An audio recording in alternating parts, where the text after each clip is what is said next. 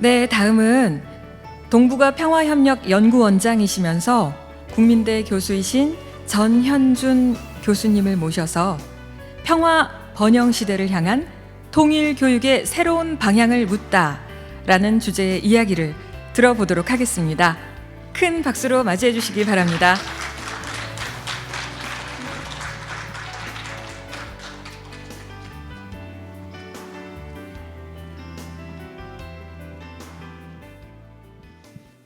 네, 여러분 반갑습니다. 이게 좀 문화 행사도 곁들이고 그래서 너무 딱딱하면 분위기가 사실 안 되는데 아시다시피 코로나로 인해서 다 마스크를 쓰고 계셔가지고 흥이 전혀 지금 안 나는 것 같습니다. 얼굴 표정이 지금 어떤지도 잘 모르겠고 또 여러분께서 제 얼굴도 지금 잘 못 보시고 계시지 않습니까? 그래서 조금은 좀 어색하고 서먹서먹하고 그렇기는 합니다만은 어떻든 최선을 다해서 한번 우리 함께 되는 그런 시간을 만들어 보도록 하겠습니다.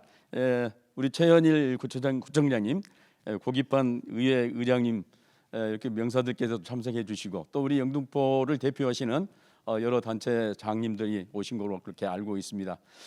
영등포는 제가 뭐 워낙 많이 거쳐 다니는 그런 지역이긴 한데 처음으로 사실 이 구청에 왔습니다.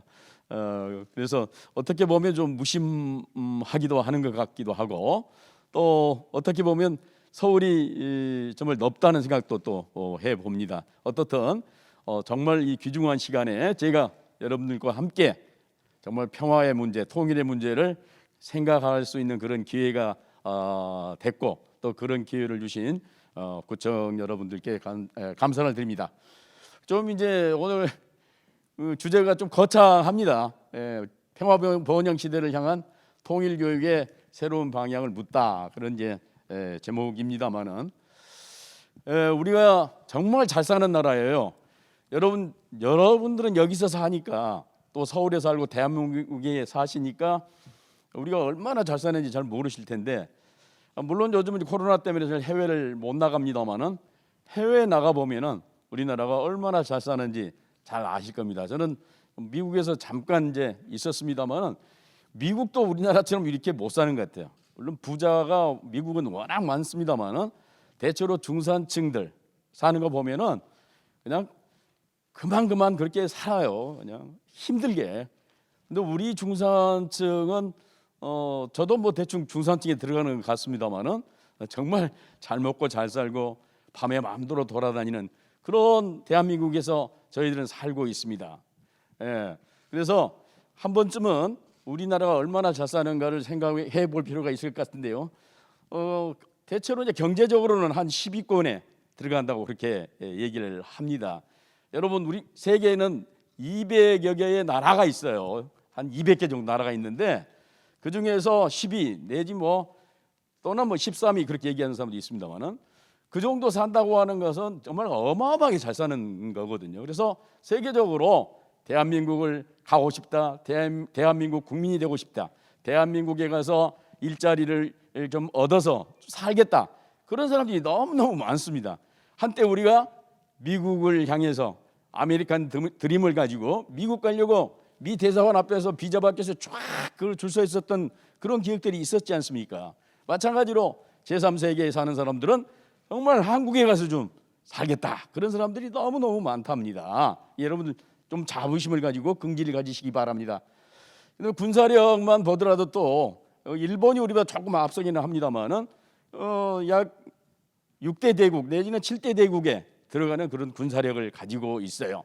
물론 뭐 군사력이 좋다 그래서 꼭 강국은 아닙니다만은 그래도 세계적으로 보게 되면 강대국들은 대체로 다 군사력이 강하거든요. 그래서 우리나라도 만만치 않은 나라다 그런 자부심을 좀 가졌으면 좋겠습니다. 근데 이제 그러한 것들을 잘 지켜야 될 필요가 있는 거죠. 우리가 뭐 잘 살면 못 하겠습니까? 그걸 파괴해버리고 없애버리고 뭐 싸우고 그렇다고 한다면 별 의미가 없는 거 아닙니까? 우리가 6.25 전쟁 이후로 얼마나 많은 노력을 기울여서 여러분들의 선배님들이 또 제 선배님들이 정말 산업화를 위해서 죽자사자 노력해서 오늘날 이 땅에 이만큼 잘 사는 번영의 나라를 만든 거 아니겠습니까? 근데 만약 이것이 정말 파괴가 된다고 한다면 또다시 이제 여러분들이 직접 그 당사자가 돼서 수십 년 동안 죽자 사자 고생을 또 해야 되는 겁니다. 그래서 절대로 우리 선조가 이룬 또는 여러분께서 이룬 이 번영의 나라들을 파괴하면 안 되겠다는 생각을 굳게 가져야 됩니다. 아시겠습니까? 그러려면 뭡니까? 남북이 화해하고 평화를 유지해야 된다는 겁니다. 우리를 직접적으로 당장 안보를 위협하는 나라는 물론 북한입니다. 그 외에 일본이 될 수도 있고 중국이 될 수도 있고 러시아가 될 수도 있습니다만은 제일 중요한 게 남북 간의 평화를 유지하고 평화 통일을 이루는 것이 우리의 번영을 유지하는 정말 지름길이고 또 반드시 이루어야 될 그런 길이다. 그렇게 생각을 하게 됩니다. 대체로 많은 사람들이 통일이 되면 우리에게 뭐가 이깁니까? 우리에게 뭐가 돌아오는 것이 있습니까? 주로 이제 경제적인 이유를 많이 얘기를 합니다만은 대체적으로 저희들이 어렸을 때는 같은 민족이다.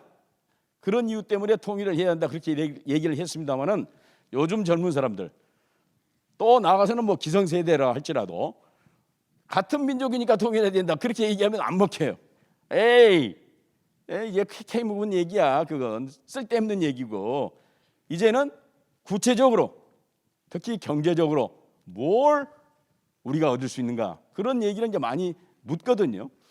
대체로 북한은 약 7천조 원 정도의 광물 자원이 묻혀 있다고 합니다. 그걸 목해서 그렇지 만약 캐기만 한다고 한다면 그 가치가 어떤 학자는 7천조 원, 어떤 학자는 또 2경, 2경에 해당하는 광물 자원이 있다고 그래요.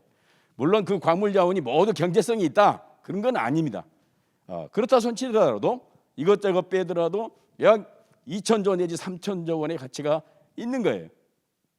그러한 광물 자원을 통해서 우리가 남북한이 협력하고 화해하고 경제 협력을 한다고 하면은 그러니까 이념을 떠나자는 거죠. 이념을 떠나서 정말 실질적으로 무슨 도움이 되느냐 하는 것을 따져본다고 한다면 우리에게 그런 정도 가치가 있는 거고 만약에 정말 통일 한국이 이루어진다고 한다면 그런 경제적인 가치뿐만 아니라 사실은 정치 군사적으로도 큰 의미가 있어요.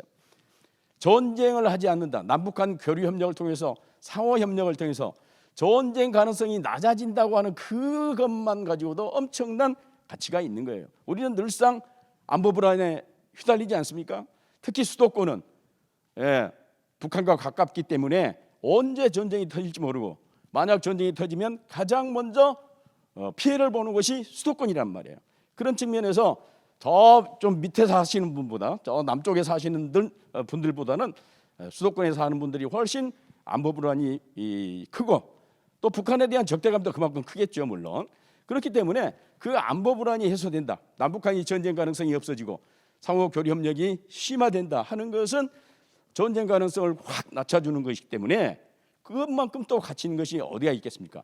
물론 그런 것들 떠나서 경제적으로도 이런 엄청난 효과가 있다고 하는 것을 아셔야 되고 특히 만약에 통일이 되면 세계사적으로 정말 강대국이 돼요. 대체로 영국, 프랑스라든가 물론 뭐 중국, 미국이라든가 또는 러시아라든가 이런 나라들은 워낙 인구가 많기 때문에 강대국입니다만은 대체로 강대국이라고 얘기하는 영국, 프랑스, 독일 정도의 인구를 우리가 가져요. 약 한 8천만 명 정도 되니까 우리가 강대국이 되는 겁니다. 또 한편으로는 뭐 여러 가지 이제 쭉 여러분들 자료가 있습니다만은 한번 좀 참고를 해주시고 국력 지수 같은 경우도 세계 14위에서 분단되어 있는 현재에서 우리가 통일이 되면은 세계 10위권에 든다고 하는 그런데 현대경제연구원의 그러한 연구 결과도 있습니다. 어쨌거나 통일이 됨으로써 한국이라고 하는 것은 한국이라는 나라는 엄청난 강대국이 된다고 하는 것도 또 함께 아시면 되겠습니다. 그래서 이제 한반도 평화 유지가 너무 중요하기 때문에 대체로는 이제 통일 얘기는 잘 하지 않습니다. 솔직히 왜냐하면 통일 얘기를 하게 되면 북한에서 통일 얘기를 하면 쟤들은 적화 통일을 하려고 그래. 또 우리가 통일을 얘기를 하면 북한 사람들 어떻게 받아들이냐? 흡수 통일을 하려고 그래. 자기들을 붕괴시켜 가지고 먹으려고 그래. 이런 이제 부정적인 생각이 막 들어요. 통일 그러면 같이 통일을 얘기하지만 우리에서 오는 통일이라고 얘기하지만 아까 이제 연주도 있었습니다만 우리에서 오는 통일을 얘기를 하지만 통일이란 생각이 달라요. 우리가 생각하는 통일과 북한이 생각하는 통일이 너무 다르기 때문에 잘 안 맞아요. 오히려 더 적대 감정만 커지는 거죠. 그렇기 때문에 통일을 얘기하는 것보다는 일단 평화 얘기를 하고 평화가 정착이 되면 그 다음에 통일 얘기를 하자고 하는 것이 문재인 정부의 지금 통일 정책입니다. 그래서 이제 좀 복잡하게 좀 학문적으로 좀 기술을 해놨습니다만은 제 1번이 뭡니까 지금? 1번이 뭡니까? 평화. 예. 문재인 정부가 추구하는 제1 국정 목표는 사실 평화를 유지하는 겁니다. 평화를 유지한다고 하는 것은 그만큼 전쟁 가능성을 없애자는 거죠. 전쟁을 얘기하기 전에 평화를 얘기하자는 겁니다. 평화가 정착이 되면 전쟁 가능성은 그만큼 낮아진다. 그렇게 이제 보는 겁니다. 그러려면 어떻게 되느냐? 물론 북한이 이 핵을 포기해야 되죠. 예. 그래서 북한 핵을 용인하지 않습니다. 예. 북한 핵을 용인하자는 거 아니에요. 북한 핵을 어떻게 해서든지 없애자는 것인데 어떻게 북한 핵을 없앨 거냐? 그 방법론에 있어서는 보수와 진보의 차이가 있어요. 보수적인 생각을 가지신 분들은 대체로 우리 이제 국민들 중에서도 보수 진보로 나눠져 있지 않습니까? 예. 근데 보수적인 분들은 야 저걸 그냥 압박을 해서 빨리 아니면 그냥 아주 극단적으로 얘기하신 분은 쳐들어가 가지고 다 없애버리자. 그렇게 얘기하는 사람까지 있어요. 근데 그건 너무너무 조금 이제 다음에 얘기하겠습니다만 너무너무 비용이 많이 들고 너무너무 많은 사람이 희생을 당해요. 그러려다 보면은. 그렇기 때문에 그러한 방법보다는 어떻게 해서든지 저희들을 달래가지고 스스로 그러한 핵을 포기할 수 있는 그런 분위기를 만들자는 거죠. 그래서 북한이 핵을 포기하게 만들려면 뭐예요? 자, 우리가 안보 불안 때문에 뭐가 있죠? 우리 한국에는 어느 나라 군대가 와 있죠 지금? 주한미군이 약 28,000명 있어요. 미군이. 그다음에 한미 동맹이 있고 우리 안보 때문에 그러는 거죠. 근데 북한은 얘기입니다. 북한은 자기들의 안보를 위해서 핵을 갖고 있대요. 미국이 침략할지 모르니까 핵을 가지고 있어야 안심이 된다. 그런 얘기예요. 그렇기 때문에 만약에 우리가 주한미군을 철수하려면은 우리 안보가 걱정이 없어야 주한미군이 철수되듯이 북한도 안보 불안이 없어야 핵을 없앨 거 아니겠습니까? 그 북한의 안보 불안을 없애주는 게 뭐냐 그게 바로 평화 체제를 구축하는 겁니다. 더 이상 한번에 싸우지 않는다. 싸움 없다. 우리 이제 평화롭게 살자고 하는 것이 이제 평화 협정이고 평화 체제를 구축하는 건데 이런 것만 만약에 될 수 있다고 한다면 정말 한반도에서는 전쟁 가능성이 없어지고 통일 가능성이 더욱더 높아진다고 하는 그런 의미가 되겠습니다. 이제 그런 측면에서 한반도 신경제 지도 구상이라고 하는 것은 뭐냐면은 남북 간의 경제 협력을 엄청나게 활성화시키면 자 그냥 넘어갈게요. 자 이겁니다. 남북 간의 경제 상호 협력을 엄청나게 강화시키면 전쟁 가능성이 낮아지지 않겠느냐? 평화를 유지할 수 있지 않겠느냐? 우리가 이룬 이 산업화 민주화를 그대로 유지할 수 있지 않겠느냐는 그런 생각인 겁니다. 자, 유럽은 지금 전쟁이 없어요. 2차 세계대전 이후에 유럽은 전쟁이 없어요. 왜 없을까요? 이미 평화 체제가 만들어졌기 때문에 없는 거예요. 유럽이란 나라는 여러분들 역사 이 세계사 좋아하시는 분들 계시겠습니다만은 그리스 로마 시대 이후로 맨날 싸운 게 유럽이에요. 나라 간에 영국과 프랑스, 영국과 독일, 독일과 러시아, 그렇잖아요. 스페인, 포르투갈, 맨날 이탈리아, 맨날 싸우는 나라가 유럽이었어요. 근데 그 유럽이 싸움을 안 해요. 왜 안 해요? 유럽연합이라고 하는 그 효신, 그 앞으로 넘어가게 되면 유럽 경제 공동체가 만들어져 가지고 경제 교류가 아주 활발히 되다 보니까 싸울 필요가 없었던 거예요. 여러분 대개 왜 싸우죠? 아주 그냥 간단히 얘기하면 왜 싸우는 게 사람들이 왜 싸울까? 결국 이제 먹는 문제예요. 어떻게 잘 먹고 잘 살까? 그러다 보니까 침략을 하는 거예요. 나만 잘 먹고 잘 살겠다 그런 생각 때문에 남은 나라를 침략하는 거예요. 일테면 그러니까 먹는 문제 이런 문제들이 잘 해결만 된다고 한다면 크게 싸울 필요가 사실 없는 거예요. 그런 측면에서 유럽연합은 그러한 걸 만들어낸 거예요. 서로 싸울 필요가 없이 경제를 잘 활성화시키자. 이런 게 이제 합의가 돼가지고 2차 세계대전 이후에 유럽연합이 이제 탄생을 한 겁니다. 우리도 마찬가지예요. 남북한이 물론 뭐 여러 가지 이유가 있겠죠. 싸우는 이유가 있겠지만 아주 중요한 이유 중에 하나가 내가 잘 먹고 잘 살아야 되겠다. 나만 잘 먹고 잘 살아야 되겠다는 이런 이제 아주 이기심 때문에 서로 침략하거든요. 따라서 북한이 굉장히 지금 가난합니다.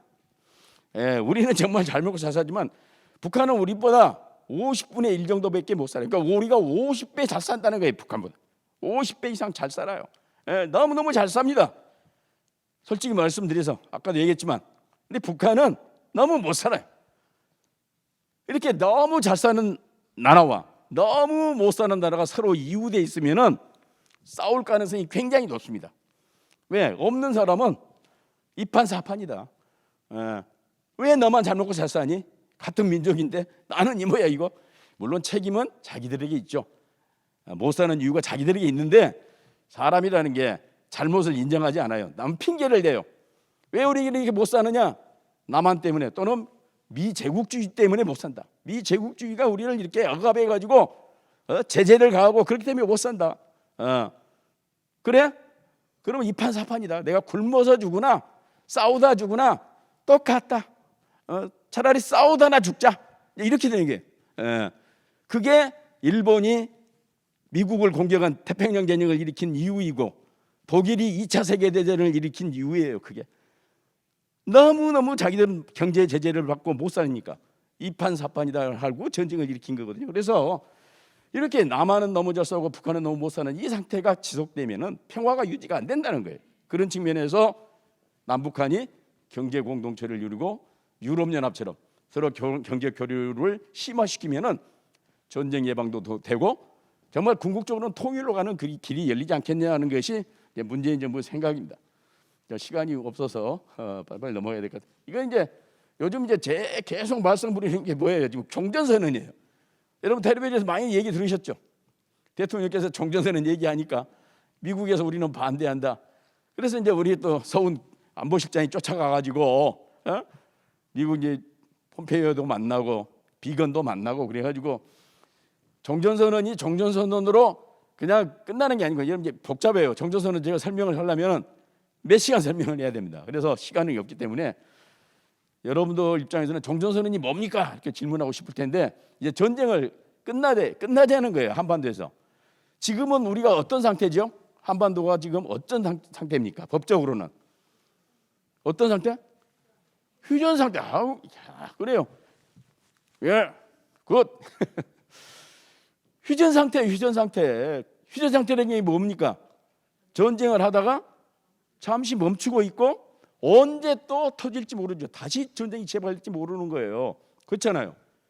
한반도에서 다시 전쟁이 일어나도 하나도 이상하지 않은 거야. 왜? 휴전 상태이기 때문에. 그래서 이걸 빨리 끝내버리자. 너무 불안하니까. 전쟁 끝났다고 선언 좀 하자. 그런 얘기예요. 근데 그게 이제 쉽지 않습니다. 이제 그 설명을 하면 하도 끝도 없고. 근데 불행하게도 한반도에는 불안이 계속 조성되고 있습니다.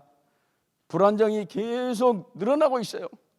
자, 지난번에 6월 달에 북한이 남북 공동 연락사무소를 그냥 파괴해 버렸어요. 그 이제 배경을 설명하자면 또 한도 끝도 없고 어떻든 불만이 많았던 모양이에요. 뭔가 마음에 안 들었던 모양입니다. 어쨌든 근데 그로 인해서 불안감이 계속되고 있고 북한과 미국은 여전히 어떻게 해요? 여전히 핵 문제 해결을 못하고 싸우고 있습니다. 물론 트럼프 대통령이 나는 전쟁하지 않아, 나는 북한을 무력으로 침략하지 않아 그렇게 얘기는 하고 있지만 이 핵 문제가 해결이 안 되면 언제 또다시 북한과 미국이 으르릉 거리면서 한판 붙자 이렇게 할지 모르는 거예요. 근데 이게 쉽지가 않아요. 핵 문제 해결이 너무나 쉽지가 않아요. 왜? 뭐 때문에? 불신 때문에. 믿지 않아요. 서로 믿지 않아. 미국은 북한을 믿지 않고 북한은 미국을 믿지 않아요. 그렇기 때문에 진전이 없어요. 어떻게 하면 신뢰가 생길 건가? 어떻게 하면 서로 믿을 건가? 그 방법 중에 하나가 또 종전선언인 거예요. 미국, 북한, 한국, 중국이 모여가지고 한반도에서 전쟁이 끝났다, 최소한 그런 선언이라도 해주면 북한이 조금 안심하지 않을까. 아, 미국이 우리를 침략하지 않는구나. 이제 안심해도 되겠다. 그런 이제 안심이 생겨야 믿음이 생긴다는 거예요. 근데 그 믿음이 생성되기 전에는 북한이 죽었다 깨어나도 핵을 포기하지 않을 거다. 또 북한이 핵을 포기하지 않으면 미국은 죽었다 깨어나도 북한을 인정하지 않을 거다. 그런 거예요. 근데 우리가 이제 그걸 중간에 지금 중매쟁이가 돼가지고 미국도 만나고 북한도 만나고, 야, 서로 좀 믿어다오. 나를 믿고 미국도 좀 양보하고 북한도 좀 양보해서 타협을 좀 하자. 그렇게 얘기를 아무리 해봐야 북한도 시큰둥, 미국도 시큰둥. 그래서 우리를 먹어주지 않아요. 애가 타죠. 우리는 그냥 지금 죽겠는데, 큰일인데, 전쟁을 막아야 되는데, 북한, 미국이 우리 말을 잘 들어주지 않아요. 그래서 어쨌든 이 핵 문제가 쉽지 않아. 그래서 계속 그런데다가 요즘 여러분 맨날 언론에서 나온 얘기가 뭡니까? 미국과 중국이 어때요 지금? 미국과 중국이 으르렁거려요. 왜 으르렁거립니까? 뭐 때문에? 미국은 세계 최강 국가고 중국은 뭐예요? 그 최강 국가를 누르기 위해서 부상하는 국가예요. 그러니까 미국은 여기 중천에 떠 있는 국가고, 이제 중국은 이 중천을 향해서 열심히 가는 국가야. 미국이 가만히 보니까 이런 나쁜 엑스가 없네. 우리를 따라잡으려고 우리의 그 최강의 국가를 노리고 자기들이 최강의 국가가 되려고 그러네. 이거 가만둬서는 안 되겠다. 이거 싹이 더 크기 전에 싹수부터 잘라야 되겠다 하는 게 이제 미국의 생각인 거예요. 그렇죠? 근데 중국은 거기에 당합니까? 아니 무슨 소리야? 미국만 해먹어? 나랑 같이 해먹자. 나도 왕년에 나도 좀 한가닥 했잖아. 당나라, 명나라, 청나라 때 나도 세계를 호령했고 최소한 동양에서는 내가 왕이었어. 근데 너희들이 서양이 쳐들어와가지고 아편전쟁 일으켜가지고 중국을 다 멸망시켜서 우리가 이 모양 이 꼴이 된 건데, 이제 우리도 살만하게 됐어. 경제력도 커지고 군사력도 커지고. 그래서 옛날에 그 영화를 다시 되찾아야 되겠어 하고 중국이 나서니까 싸움판이 벌어진 거야 지금. 근데 이 워낙 덩치 큰 두 나라가 한반도를 중심으로 해서 으르렁 거리니까 우리가 불안해요, 안 불안해요? 불안한 거지. 한번 생각해보세요. 동네에서 덩치 큰 일테면 두목들이 서로 네가 잘했다, 내가 잘했다, 내가 왕이다, 네가 왕이다 싸우면은 거기에서 사는 동네 사람들이 불안해요, 안 불안해요? 그 파편이 나한테 튈 가능성도 있지 않습니까? 그렇기 때문에 우리는 불안해요. 그러니까 어떻게 해서든지 미국과 중국이 싸우지 않도록 우리가 중재를 하려고 그러는데 워낙 덩치가 크거든. 미국이나 중국이 워낙 덩치가 크거든. 우리 말 안 들어. 그러나 우리는 어떻게 보면 기도할 수밖에 없어. 불공 드릴 수밖에 없어. 싸우지 말라고. 근데 이제 문제는 1차 세계, 2차 세계대전 또 태평양 전쟁 때처럼 군사적인 충돌 가능성은 높지는 않습니다. 지금 경제전을 하는 거지. 직접 그냥 탱크 동원하고 미사일 동원하고 심지어는 핵까지 동원해가지고 미국과 중국이 빠바바방 일테면 그렇게 붙을 가능성은 낮아요. 왜? 미국도 핵이 있고 중국도 핵이 있기 때문에 핵을 가진 국가끼리 싸운다고 하는 것은 이건 정말 이제 끝나는 거야. 인류는 끝나는 거야. 아인슈타인이 여러분 유명한 원자탄을 발명하게 된 그 원리를 발명한 아인슈타인이 뭐라고 그랬냐면, 나는 앞으로 3차 세계대전이 어떻게 될지는 모른다. 앞으로 3차 세계대전이 어떤 전쟁이 될지는 모르지만 나는 이건 자신할 수 있다. 뭐냐? 4차 세계대전은 어떤 전쟁이 될까? 그냥 4차 세계대전이 만약 일어난다면 그때는 석기시대처럼 돌멩이 던지면서 싸울 거다. 무슨 의미야? 3차 세계대전이 앞으로 일어나면 완전히 쫄딱 다 망해가지고 원시 시대로 돌아간다는 거지. 예, 그래서 4차 세계대전이 만약 일어나면 돌멩이 갖고 싸울 거라는 거지. 이해가세요? 그러니까 앞으로 3차 세계대전은 핵전쟁이 일어난다는 거야. 아인슈타인 얘기는. 그러면 인류는 끝나는 거지. 예. 그렇기 때문에 그걸 미국도 알고 중국도 알아요. 그래서 그런 전쟁은 안 하겠죠. 설마. 그렇죠? 그렇지만 경제전쟁을 계속 하는 바람에 우리는 불안해 죽겠어. 이건 너무 좀 설명이 필요하기 때문에 넘어갈게요. 예. 이것도 정말 복잡한 얘기인데 2017년 말에 여러분 한번 생각해 보세요. 한 3년 전에 영등포 국민들이 편안했습니까 그때?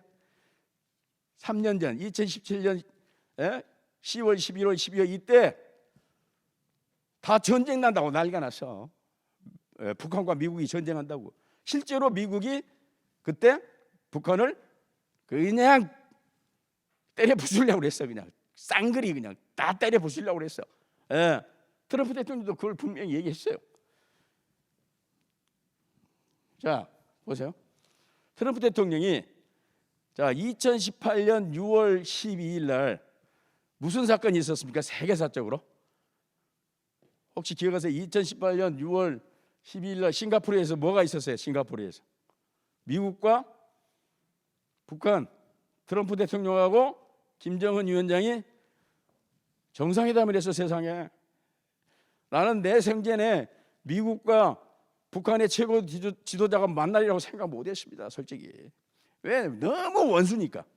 너무 철천지 원수니까 이 사람들은 만날 것 같지가 않았거든요. 근데 만났어요. 이때 트럼프 대통령이 뭐라 그랬냐? 내가 대통령이 돼서 전쟁이 안 일어나고 있다. 근데 자기도 전쟁을 하려고 그랬대요 처음에는. 그래서 미국에 있는 장군들에게 포스타 막 이런 사람들에게 명령을 내렸어. 나 북한 그냥 가만 두지 않겠다. 전쟁 준비해라.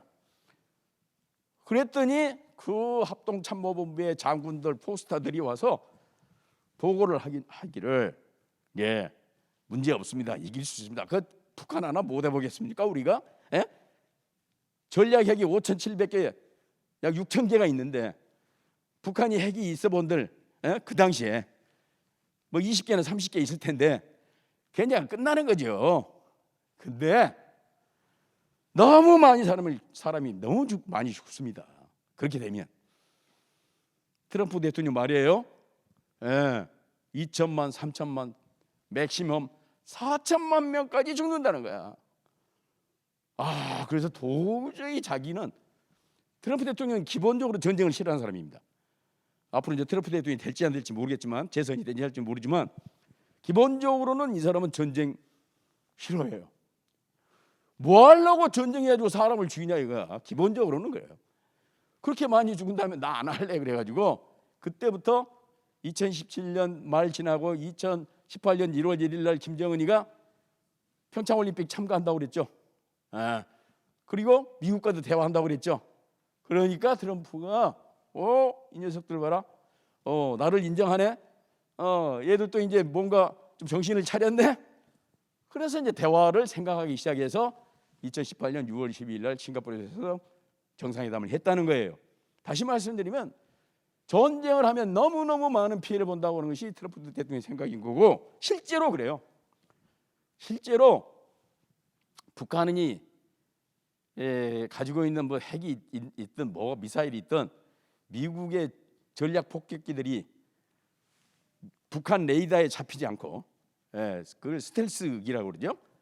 북한 레이더에 잡히지 않고 미국의 온갖 폭격기 전투기들이 가서 약 3,500개의 군사시설 평양 그냥 일시에 다 죽일 수 있어요.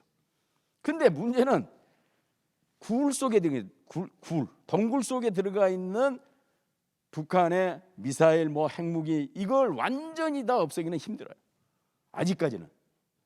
그렇기 때문에 미국이 선제공 공격을 통해서 그냥 지상에 있는 모든 걸 싹쓸이 하다 산다 손치더라도 지하에 숨어 있는 몇 개의 핵이라도 만약에 서울에 떨어진다든가 또는 심지어 워싱턴까지 공격할 수 있어요. 지금 북한이 가지고 있는 ICBM은 그렇게 될 경우에 이게 뭔 꼴이냐 이거지. 뭔 꼴이냐. 그래서 접었어요. 전쟁은 최소한 접었습니다. 트럼프 대통령은. 예. 그래서 다행입니다.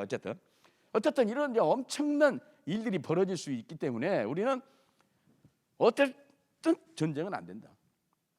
자, 우리가 전쟁 방지를 위해서 미제 무기를 연간 약 4조 원 사고 있어요. 4조 원.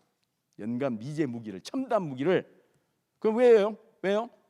전쟁이 안 일어나고, 만약 전쟁이 일어나면 이겨야 되니까 무장력을 갖춰야죠. 훈련도 평소에 하고 첨단 무기도 갖고 있고, 그건 당연해요. 예. 근데 평화는 아무리 좋은 무기를 많이 갖고 있다 손치더라도 평화는 보장이 안 됩니다.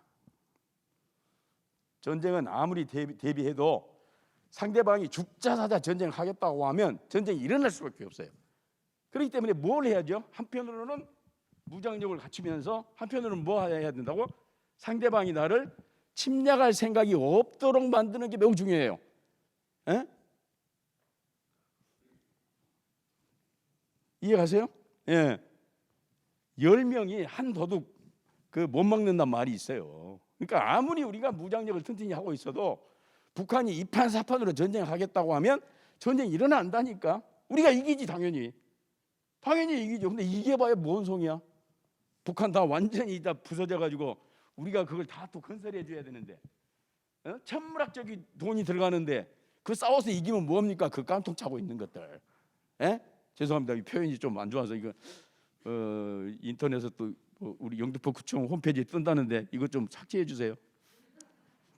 네, 그 이기면 뭐 하냐 이거지. 그렇기 때문에 북한이 전쟁을 해야 되겠다. 이 전쟁이라도 해버려야 되겠다.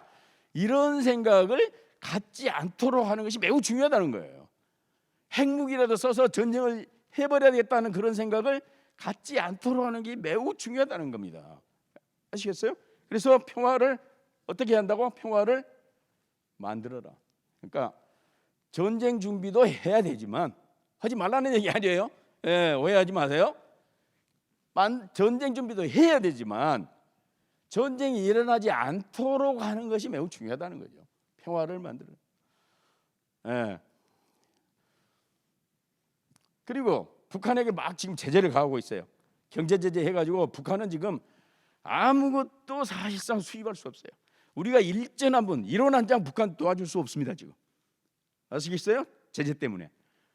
그래서 막 지금 제재를 하고 있는데 항복하면 좋아요. 이렇게 항복. 더 이상 우리 못 버티겠습니다. 우리 핵무기 다 포기할게요. 살려주세요. 그러면 좋은데 이렇게 대들면 어떻게 합니까? 자, 여러분들 여기 어머니도 많이 계시는데 애들이 말을 잘 안 들어요. 너 이리 와. 요즘은 그런 엄마 안 계시겠지만 예를 들면 우리 때는 이제 어머니한테 많이 맞고 살았습니다만 너 이리 와 이놈 자식. 맨날 말썽 부리고 회초리로 막 때는 막 엄마 잘못했어요.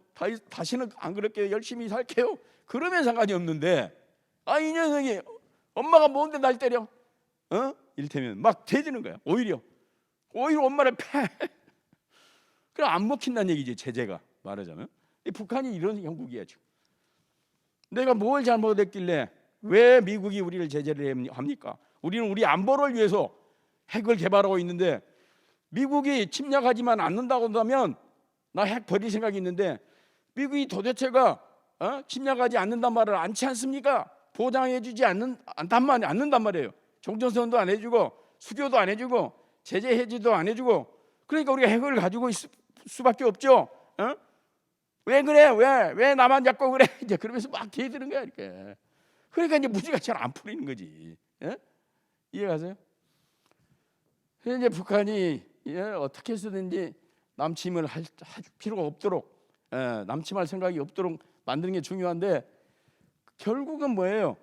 결국 가서는 북한도 어느 정도 그러니까 안보적으로는 침략가는 자기들이 다른 나라로부터 공격받을 가능성이 없다는 것과 함께 어느 정도 자기들도 이제 먹고 사는 그러한 상황이 되어야 그나마 평화가 유지가 되는 건데 그게 이제 쉽지가 않아요. 미국이 북한을 침략하지 않는다는 것을 물론 말로는 하죠. 우리가 뭐 침략 안 해. 그렇게 하지만 말 갖고 됩니까? 국제 정치가 뭘 해달라는 게 뭘로 해달라는 게 뭘로? 말 말고 말이 아닌 문서로 해달라는 거지. 문서로. 사인 딱 해서. 물론 사인도 사인 해봤자 또 전쟁 일어나요. 나 침략 안 해 하고 사인 다 했는데 침략을 했어요. 그 누가 그랬어요? 2차 세계대전 때 독일이 이웃나라 침략했어요. 침략 안 한다고 히틀러가 거짓말하고 체코, 폴란드, 심지어 러시아까지 침략했잖아. 소련까지.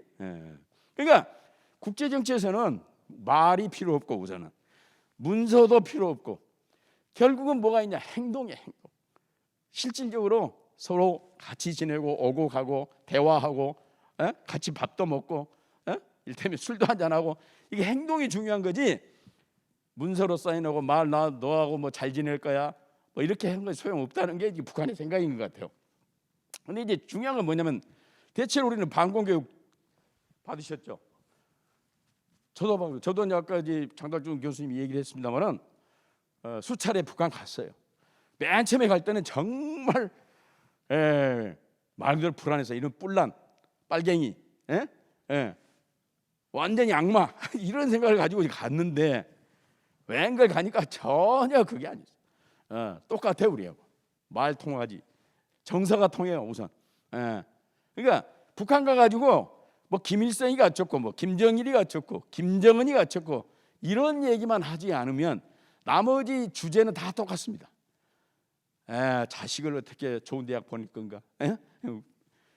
정말 말도 못해요 북한 부모들. 우리보다 더 합니다. 왜? 거기는 독재 국가이기 때문에 정말 당 관료, 그러니까 권력기관 거기에 들어가야 그나마 먹고 사는 거야. 그러니까 좋은 대학 나와서 김일성종합대학, 김책공대, 인민경제대학, 평양외국어대학 이런 몇 개 이제 유수한 인류대학이 있어요. 거기 가야 그나마 말하자면 출세할 수 있거든. 거기는. 그러니까 거기 들어가려고 부모들이 쌍심지를 켜고 공부를 시켜요. 그 얘기 하다 보면 똑같아 우리하고. 조상 모시는 거나 또 이제 부부관계. 거기는 정말 저 여자가 자기 남편을 뭐라고 부른지 알아요? 옛날에 우리 어머니들이 그랬어. 세대주라고 그래. 세대주. 자기 남편을 부를 때. 제가 이제 그 나를 안내하러 온 그 여성이 있었는데 신문 기자였어요. 그 여자가 이렇게 굉장히 예뻤습니다. 말은 우리나라에서는 그 예쁘다 뭐 어쩌다 그 얘기하면 안 됩니다. 우리나라는. 근데 북한은 이제 아직까지 좀 통해요. 아주 가부장제가 아주 굉장히 심해요 거기가. 그래서 아이고 뭐 예쁘십니다 했더니 뭐라고 그러는지 알아? 당신들이 예쁘다 하면 무슨 소용이 있냐 이거야. 자기가 아무 관계없는 사람 나 예쁘다 소용없고 세대주께서 나를 예쁘다 해야지. 그렇게 얘기를 하더라고. 그래서 아직도 유교적인 냄새가 풀풀 풍기는. 그러니까 우리는 이해가 빨라요. 북한치를 이해하는데. 왜? 우리가 50년대, 60년대, 70년대 살았잖아요. 북한이 지금 살고 있는 그 시대를 우리가 살았기 때문에 금방 이해가 돼. 그래갖고 통해요. 잘 통합니다. 대신 정치적인 얘기 이제 이렇게 얘기하기 시작하면 싸움 나. 안 봐. 금방 형제간처럼 이렇게 했다가도 그 얘기 나오면 바로 180도 돌아서 버려. 그 얘기는 가능하면 이제 안 하는 건데 어쨌든 이 정서적으로 통해요. 다시 말씀드리면 북한을 너무 막 악마, 빨갱이 이렇게 해놓으면은 전혀 대화가 진전이 안 돼요. 겉으로는 대화하지만 속으로는 진전이 안 돼. 그러니까 우리가 아시다시피 1972년 7사 남북 공동성명 남북 대화를 시작해가지고 지금까지 그렇잖아요. 72년부터 약 50년 전부터 우리가 대화를 시작했는데 지금도 북한에 대한 불신, 또 북한은 남한에 대한 불신, 적개심 이게 전혀 진전이 없어요. 솔직히 말씀드리면. 그건 이제 물론 유교 전쟁 북한이 남침을 했기 때문에 일어난 일입니다만은 어쨌거나 그래서 한 발 가까이 가려면 내가 저 사람이 옛날에는 원수였지만 이제는 서로 좋은 친구가 되려고 하면 그 사람에 대해서 너 과거에 어쨌지 너 과거에 뭐 술 먹고 돌아다녔지 너 깡패짓거리 했잖아 이 얘기를 계속하면 친구가 됩니까 안 됩니까? 전혀 도움이 안 되거든요. 일단은 친해지려면 상대방의 강점, 좋은 점, 칭찬 이런 것들이 오고 가야 그나마 가까워진 거고 그나마 가까워져야 이제 속 터놓고 너 옛날에 우리 남친 했잖니. 그거 나쁜 짓이야. 그거 사과해야 돼. 이렇게 이제 친해진 다음에 그렇게 얘기를 해야지. 처음부터 너 옛날에 남친 했던 거 사과 안 하면 너 콧물도 없어? 그렇게 되면 진전이 안 되죠. 이게 이제 전략입니다. 그게 전략. 자, 북한으로부터 사과를 받는데 먼저 받을 것인가, 나중에 받을 것인가 하는 문제입니다. 사실은. 예, 사과 받아야죠. 남친 말고. 그로 인해서 얼마나 많은 사람이 죽었습니까? 그거 잊지 맙시다. 그건 6.25 전쟁 잊지 맙시다. 다만 그 문제를 어떻게 풀 것이냐, 어떻게 지혜롭게 풀 것이냐 하는 문제에 우리가 좀 더 집착하자는 거예요. 왜냐? 지금 당장 사과하면 절대 안 하지. 자기가 잘했다는 거 아닙니까? 오히려 미제가 북침했다는 게 미제국주의가 북침했다고 걔들은 그렇게 주장했어. 말도 안 되는 얘기를. 그러니까 끝이 없어요. 그러면 어떻게 해서 이제 한반도는 평화를 유지해야 되고 남북 대화를 통해서 보다 발전된 방향으로 올라가야 되는데 어떻게 올라갈 건가? 어떤 순서를 밟아서 올라갈 건가? 하는 문제에 대해서 우리가 생각해 보자는 거예요. 예. 그래서 평화통일교육이라는 게 다른 게 아닙니다. 우리가 북한을 어떻게 볼 것인가 합니다. 예. 보통은 이제 뭐 북한이 우리 형제다, 부부다, 이웃이다, 심지어는 뭐 샴, 예, 태국어가 되었고 샴 쌍둥이다, 뗄래야 뗄 수 없는, 예, 이런 이제 얘기들을 많이 하는데 이런 것들은 다 부질없는 얘기예요. 형제도 헤어질 수가 있고 부부도 헤어질 수가 있고 이웃도 헤어질 수가 있고 샴 쌍둥이도 분리가 됩니다. 분리해서 살 수 있어요. 근데 남북 관계는 절대로 분리해서 살 수가 없어요. 이걸 갖다가 댐에다가 북한 땅을 댐에다가 어디 태평양 이쪽으로 옮기기 전에는 우리는 항상 이렇게 붙어 살아야 돼요. 죽으나 사나. 이해 가십니까? 예. 부부 관계? 아유, 그냥 이혼하면 끝나지 않습니까? 원수가 돼가지고. 형제? 평생 안 만나는 형제 봤어요. 왜? 유산 갖고 싸워가지고 부모님 재산자도 안 나타나. 예. 그러니까 형제도 필요 없어요. 다 헤어져서 안 보고 살 수 있다는 얘기인데 남북한 관계는 안 보고 살 수 없어요. 평생 같이 살아야 돼요. 안고 가야 돼요. 그러려면 어떻게 해야 되냐? 공생하는 방법을 찾아야 됩니다. 그냥 확 없어져 버렸으면 좋겠는데 저거 그냥 누가 어떤 귀신이 안 물어가나? 옛날 그렇게 얘기했어요. 우리 부모님들 중에 좀 독한 분은 저 왼수 말이야. 아이고 저 누가 어떤 귀신이 안 물어가나? 근데 어떤 귀신이 안 물어가죠. 예, 그대로 있어요. 마찬가지예요. 북한 누가 안 물어가요. 그대로 있어요. 그럼 어떻게 해야 됩니까? 공생을 찾을 수밖에 없다. 이게 이제 유명한 경북대학교 농과대학의 김순곤 교수의 논리예요. 이게 뭡니까? 이게 이제 잡초예요. 이게 예쁜 꽃처럼 보이는데 잡초입니다. 뭘 잡아먹는? 예? 옥수수 잡아먹는 잡초예요. 이게 이제 1979년 나이지리아에서 아프리카 거기에 수많은 사람이 굶어 죽었어요. 이렇게 이 잡초 때문에, 스트라이가라고 하는 잡초 때문에. 이게 김순곤 박사가 옥수수 박사한테 갔어. 연구를 했어. 이 잡초만 없으면 끝나. 옥수수는 잘 자라. 잡초만 없으면. 근데 잡초를 없앨 수가 없어. 얘를 재초조를 해도 안 되고 불을 태워도 안 되고 뿌리를 캐버려도 계속 살아나. 그래서 김순곤 박사가 꾀를 낸 게 뭐냐? 이 잡초와 옥수수가 같이 사는 종자를 개발해낸 거예요. 그게 김순곤 박사가 발명한 거예요. 잡초하고 같이 살 수 있는 옥수수를 발명해낸 거야, 김순곤 박사가. 그래서 이렇게 된 거예요. 이렇게. 예. 같은 잡초예요. 같은 잡초. 근데 옥수수가 몇 배 크지 않습니까? 잡초가 있음에도 불구하고. 그래서 나이지리아의 기근을 해결하고 먹는 문제를 해결해서 이 사람이 이제 노벨상까지 후보까지 올라가요. 김순곤 박사가. 이 사람이 나하고 이제 북한 갔는데 대단한 분이야. 예. 아침에 호텔 이제 그 조찬 있잖아요. 여기 쓱 봅니다. 이거 보고 야 이게 먹고 이게 나보다 먹으라 말이가. 경상도 사투리로 그래. 그리고 그냥 그 빨갱이들이 주르르 와요. 아 선생님 왜 그러십니까? 뭐 먹을 게 없단 말이야. 알겠습니다. 뭐 고기도 못 가고 뭐 어떠가지고 막 아주 우리 또 덩달아 같이 잘 먹지. 예. 그 왜 빨갱이들이 김순근 박사한테 꼼짝 못했을까? 예? 이유가 뭐야? 자기들의 일용할 양식을 해결해 주기 위해서. 그러니까 북한에 너무 식량난이 심하니까 북한에 이 수퍼 옥수수, 예. 보통 옥수수가 이만하다면 수퍼 옥수수는 이 키만한 내 키만한 옥수수를 만들어 가지고 북한에 먹는 문제를 해결해 주겠다 하고 50분이거든. 그걸 다 알거든 그게.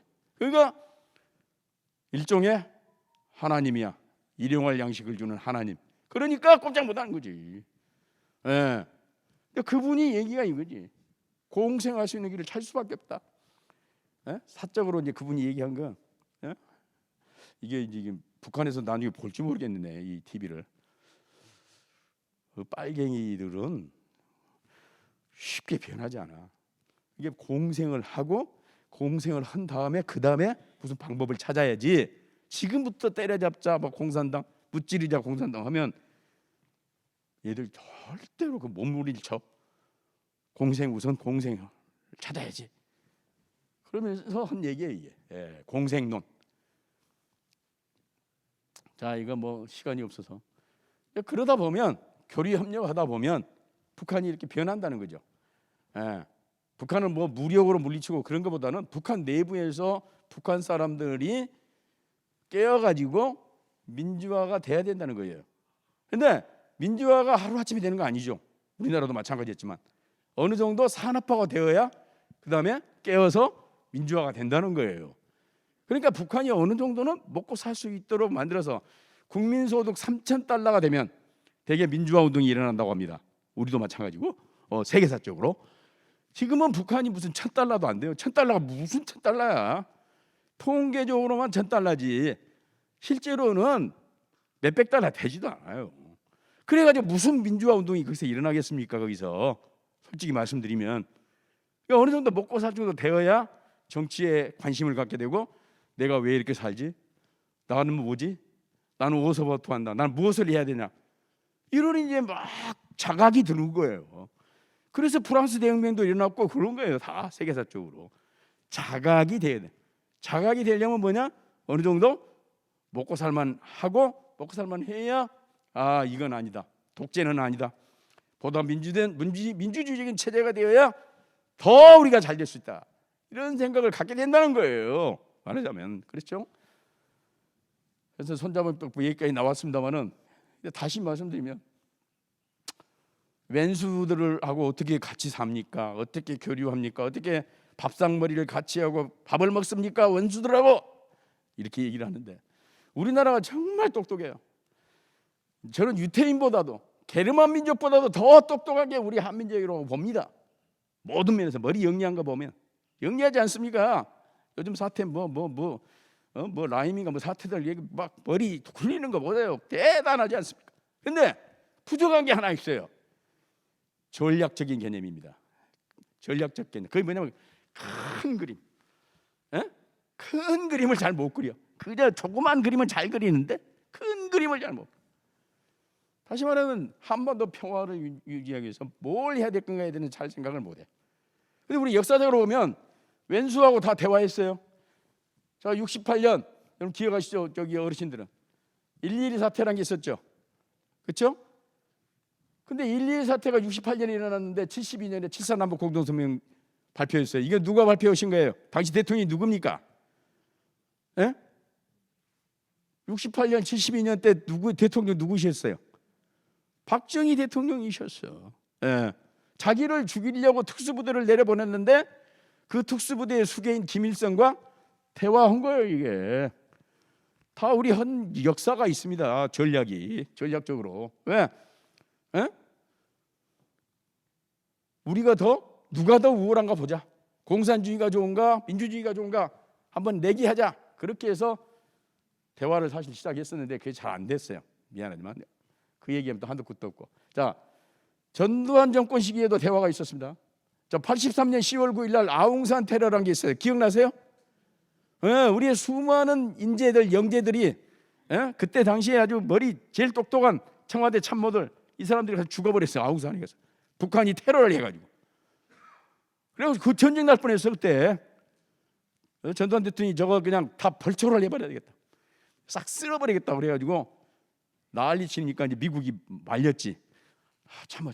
만약에 지금 북한을 무력으로 공격하면 정말 이제 3차 세계대전이 일어난다. 중국 참전하고 당시 소련 참전하고 그러면 한반도에서 3차 세계대전이 일어나니까 참아. 그래가지고 이제 전쟁은 안 일어났는데, 근데 84년 9월 이때 뭐가 일어났어요? 84년도 여러분 9월 달에 북한의 수재 물자가 남한에 왔어요. 전두환 정부가 그 받아들였어요, 수재 물자를. 그래서 85년에 이산가족 상봉 일어나고 국립극장에서 북한 예술단이 와서 공연하고, 그거 기억나시죠? 그러니까 자기를 포함한 자기 참모들을 다, 다행히 자기는 살았지만 전두환 대통령은 자기 핵심 참모들이 다 죽었는데도 또 이렇게 대화하는 거예요. 이게 이제 국제 정치예요. 자, 국제 정치에서는 영원한 적도 영원한 동지도 없다. 무엇만 있다? 여기는 좀 안 썼습니다만 국가 이익만 있다. 국가 이익만 있다. 그러니까 국가가 이익이 되면 오늘의 적이 내일 동지가 되고, 오늘의 동지가 내일 적이 돼. 이익이 되면 친구고, 이익이 안 되면 내팽개친다는 거지. 국제 정치라고 하는 것은 쉽게 얘기하면, 그렇죠? 북한이 우리에게 이익이 되냐 안 되냐는 아까 앞에서 분명히 얘기했어요. 남북 교류 협력하면 경제적으로, 정치 군사적으로 이익이 된다고 그랬어요, 분명히. 이익이 되면 우리가 전략적 선택을 해야 된다. 이해 가세요? 또 세계적으로는 어때요? 세계적으로는 1965년에 우리 철천지 원수인 일본과 뭐 했습니까? 박정희 대통령이 뭐 했어요? 65년에 한일 국교 정상화를 했습니다. 그 일본으로부터 경제 지원 받았어요. 우리가 근대화하려다 보니까 돈이 필요하니까 그 적의 돈인, 원수의 돈인 일본 돈이라도 들여다가 근대화하자, 이렇게 된 거 아닙니까? 이게 전략적 선택인 거예요. 이게 다른 게 아닙니다. 중국과도 마찬가지예요. 6.25 때 100만 대군이, 연인원 100만 중공군이 참전했어요. 우리 그래서 통일을 막았어요, 중국이. 근데 수교했어요, 안 했어요? 중국과 우리가 90년에 수교했잖아요. 이게 전략적 선택인 거예요. 이게 미국과 베트남 싸워가지고 미국이 그냥 그 대국이 조그마한 베트남에게 맞아가지고 코피 나가지고 미국이 철수해버렸어요. 미국 입장에서 보면 그냥 한이 맺힌 나라가 베트남이야. 그렇죠? 근데 지금 어떻게 됐죠? 가장 미국과 동남아시아에서 가장 친한 친구가 베트남이야. 미국과 베트남이 가장 친해. 옛날 원수가. 이게 국제 정치입니다. 이게 이번에 최근에 이스라엘, 아랍에미리트, 바레인과 평화협정을 맺었어요. 관계 정상화를 했어요. 여러분, 이스라엘과 이 아랍 나라는 뭐죠? 어떤 관계죠? 이스라엘과 아랍 국가는 어떤 관계예요? 역사적으로. 그러니까 기독교와 이슬람은 어떤 관계예요? 역사적으로 철천지 원수야. 철천지 원수. 도저히 같이 섞일 수 없는 나라들인데 또 이렇게 잘 살아보자, 싸우지 말고, 트럼프 대통령이 물론 중재는 했지만 이렇게 된 거예요, 이게. 그래서 시간이 너무 많이 가가지고, 그래서 한 번 더, 자, 중요한 건 평화입니다. 평화라고 하는 가치를 유지할 필요가 있다고 생각하시는 분들은 이걸 받아들이셔야 됩니다. 난 평화 필요 없고 난 전쟁도 좋아, 뭐 그러시면 제 말 들으실 필요 없는 거고, 그래도 어떻게 해서든 평화를 유지하고 최소한 싸우지 않고, 이 상태가 좀 불안정하긴 하지만 언젠가는 다 해소해야 되지만 당분간이라도 평화를 유지하려고 한다면 평화를 만들어가야 됩니다. 평화를 만드는 데는 비용이 들어갑니다. 자, 우리가 아까 전쟁에서 이기기 위해서, 전쟁 방지를 위해서 돈을 들여요, 안 들여요? 연간 얼마 수입한다고요, 미제 무기를? 4조. 그러면 평화 유지를 위해서는 돈 얼마 쓰게 지금 우리나라가 얼마 쓸 것 같아요? 평화 유지를 위해서 한 푼도 안 쓰지. 1원 한 장 안 쓰지. 그래가지고 무슨 평화가 일어납니까? 전쟁 방지를 위해서 또 전쟁에 대비해서 연간 4조 원 쓰면 그게 한 10분의 1 정도는 평화를 만들기 위해서 써야 될 거 아닙니까? 다행히 영등포 구청장님은 깨어서 이런 강의도 하고 남북 교류 협력을 준비하겠다. 지금은 상황이 안 좋지만 언젠가는 상황이 좋아질 거다. 그때를 대비해서 우리 구청이 북한의 뭐 어느 지역과도 앞으로 자매결연도 맺고 해서 평화를 만들겠다고 하니까 다행입니다만은 이런 생각을 모르는 사람이 많아요. 평화 유지를 위해서 평화 만들기를 위해서 노력하고 헌신하고 뭔가 비용을 들여야 된다는 데는 사람들이 무관심하고 생각도 없어. 평화는 공짜가 없어요. 여러분 가정의 평화 다 이루고 계시죠? 안 싸우시죠? 잘 사시죠? 어떻게 해서 그 평화를 유지하고 계십니까? 선생님 어떻게 가정의 평화를 유지하고 계시죠? 저절로 떨어집니까? 가정의 평화 노력을 해야죠. 그렇죠. 이해 배려하고.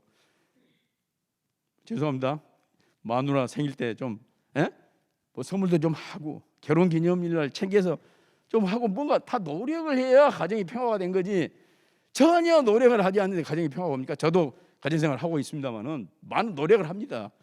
솔직히 말씀드리면 저 설거지도 좀 하고 가끔 좀 미리고 청소기 그래야 와이프가 좋아하고 그래야 하하호 가정이 평안한 거지. 전혀 노력을 하지 않고 비용도 안 들이고 가정 평화가 안 오듯이 국가와 국가 간에도 마찬가지예요.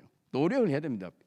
노력을 한다고 하는 것은 다시 말씀드리면 이게 쩐을 좀 들여야 된다는 얘기예요. 미안하지만 많은 돈을 들이라는 얘기가 아닙니다. 전혀 지금 우리는 근데 평화 만들기에는 돈을 못 쓰겠어요. 물론 미국 때문에 그래요. 미국 때문에 그러는데 하여튼 어떻든 이유야 어떻든 여러분께서 그런데 공감대를 형성해 주신다고 한다면 그게 우리나라로 확산될 거고 세계로 확산되리라고 생각을 합니다. 감사합니다. 자, 질문을 좀 받겠습니다. 혹시 뭐 반대 의견도 좋고 난 뭐 그렇게 생각하지 않아 그런 분도 좋고 또 혹시 뭐 궁금한 점이 있으시면 네 선생님. 예.